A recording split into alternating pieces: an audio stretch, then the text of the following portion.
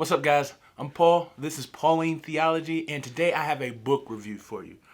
Now, I've been trying to learn a lot more about CRT, CT, critical race theory, critical theory, and all the things that go along with it, and how it relates to us and the world, the church, our own lives, and how we live them, worldviews and stuff. And so I've been listening to a lot of podcasts, a lot of stuff on that, just to check it out a little bit more.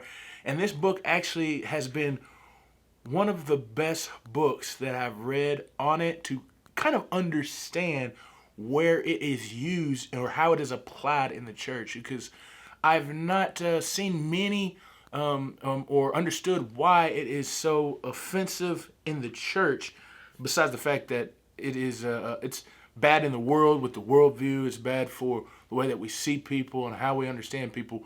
But why are we using it in the church? What application do we have for it in the church? And this book here actually explains it a lot more than anything I've ever heard. And so it's quite good in that fact. And that book is called Insider Outsider, and it's by Bryan Loritts. So Insider Outsider just talks about his life and it kind of his experiences, because he's grown up in a unique sense of the church. And the church is how he had grown up or has a strong background in black church culture, and then as well as a white evangelical culture, because his father, they went to a black church, and then they also worked in, I think, called Crew. I think that's what it is. What's today called Crew, but it could have been Campus Crusade back then, which is a majority of white people that go to that. And so he had an experience that is unique maybe to himself, in which he could kind of see both frontiers and how they act together, or the dynamics of both situations. And so what he wants to make a point is in how we understand this CRT. I don't know if he actually ever says that, but he does play it out, and you see what he means by it, by talking about power and power structures and stuff like that. But what he talks about is white evangelicalism. So he puts the ism on the end because he wants us to understand that it's not about white evangelicals, that it's not about white people who are Christians in evangelical circles, but it's about the structure, the power that comes from being in that type of system. And so he makes that distinction because he was in the education. He went to a well-known seminary and studied under them. And he just kind of gives his experience of that. And I thought that was really good to see how he frames the idea of CRT as in regards to the church. So the first couple of chapters is just what he does, how he lived with his father and his mother were Christians, and they grew up in the black church as well as worked in a white evangelical or a gospel space. And so he could experience both ends. And then he went off to seminary, studied in seminary, and came back and actually saw his faith, his church, a little bit differently because of that experience. And so some of the critiques that he has of the white evangelical space is the power that they have causes all other types of cultural Christianity's differences. Is that they subjugate them under the power structure of what it is to be white evangelical. Now he's talking about different ways of thinking, such as theological thinking, the use of worship and songs and stuff, and then just the overall demeanor or the way that people act when they are in church, and how because it's understood that white evangelicalism is to be the standard by which we all hold, that when other cultures move into that sphere, that circle, that they mold themselves to that structure, seeing that theirs is not fit to be to stand on its own, that it is not the standard. It's not the way we should be, because when we move into their space, we change or orient ourselves to that space. He uses a couple examples from when he was in seminary, how he was not taught any type of theology other than dispensational. So when he went to seminary, he wasn't taught anything but dispensationalism. And when he learned about how that theology was, they didn't give him an alternative of thinking. And so when he went back to his church, then he began to question the way in which his black pastors and black leaders were thinking about the Bible and how they didn't understand the way the Bible was set up because they weren't set up under this specific type of theology. And so he began to question the integrity of how the black church understood scriptures.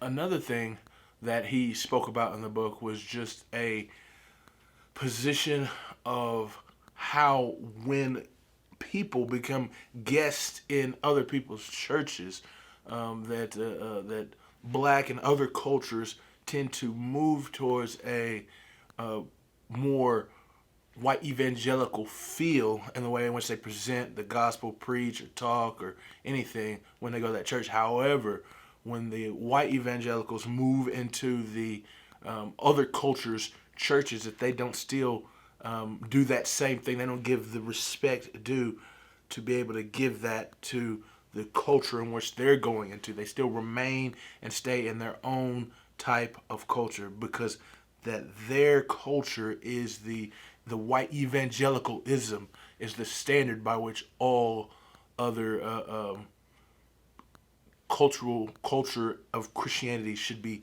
held to. And he took arms against that.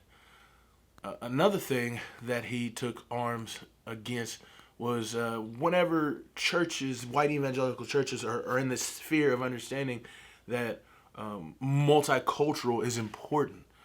And the things that they would do, though, was they would not give the power to the alternate culture.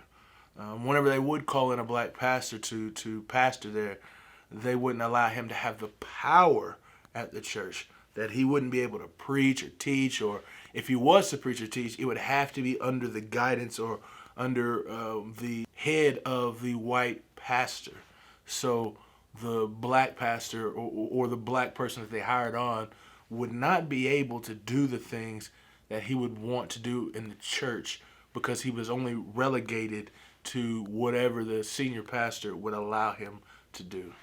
And finally, he actually began to move into LGBTQ things and talking about responding to and speaking with the LGBT community as Christians. And some of those things were very interesting in how he talked about it, because he clearly wanted to show that we care for the person, that it's important to see each and every individual in the way that God sees them, as the imago Dei, or the image of God. And so when we often talk about LGBT community, we often talk about them as the LGBT community, that they are first lesbian, gay, all that, before they are people. And I felt that was a really strong point that he was making, that we often see them as gay rather than we see them as people in need of Jesus. But if I had some critiques about it, and those are things he talked about, and I thought they were actually really good, but I think that in some cases that they would, people, when a white evangelical would go into a church like that and begin to try and preach or teach or talk in that form, that it might seem a bit disingenuous, that we as a community might believe that they're only doing that just to patronize us. And so I think that his argument may not be on the soundest ground in that respect. I also think that another point that he made about the homosexual sin is that he never ever mentioned that we should bring the gospel. I understand he did that because oftentimes as evangelicals, as Christians, we think about them as a homosexual or gay or whatever it is in that fashion. But the fact of the matter is that we all need the gospel because we all sin, and sin, regardless of if it's homosexuality or if it's adultery or just cussing or just lying, is that because of those sins in general, the sin of unbelief, we need the gospel. So it seemed like he wanted to shy away from bringing the gospel to these homosexuals that he was engaging with because they were homosexual. And he wanted to stay so far away from that the gospel didn't need to be presented. But I only got a short look at his actual time with them because he only said what he said, and I don't really know the actions of what he did. And so I think that's one of the things, the critiques I have of it. But I did think that the book was very good because it opened my eyes to what it was that CRT was to be implemented into the Christian church, and how it was applied, which I think is important, because if people are going to be throwing around CRT, CT, and all these things, and why it's good or why it's bad, it needs to be understood as to what is the use for. What are people trying to use this for? So if you want to check it out, man, I say it's good. You should read it because it does open your mind. It's worth the read to see how these new philosophies are entering into the Christian space. So I appreciate you guys for listening, man, and check out the book. Yeah, read it. Listen to it on podcast or something, man, because I think it's worth the listen. Hey, I'm Paul again, man. I'll see you guys in the next one as we continue to do book reviews and check out my series on the gospel.